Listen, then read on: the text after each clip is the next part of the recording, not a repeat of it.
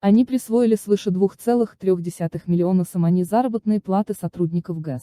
В отношении двух сотрудников Нурекской ГЭС возбуждено уголовное дело по факту присвоения средств в особо крупном размере, сообщает пресс-служба Агентства по госфинконтролю и борьбе с коррупцией страны. По данным пресс-службы, незаконные действия материально ответственных сотрудников гидроэлектростанции Ольги Шашпаренко и Лутфула Рахматуллаова были выявлены в ходе проверки финансово-хозяйственной деятельности Нурекской ГЭС, которая проводилась по поручению директора антикоррупционного агентства Сулаймана Султанзода.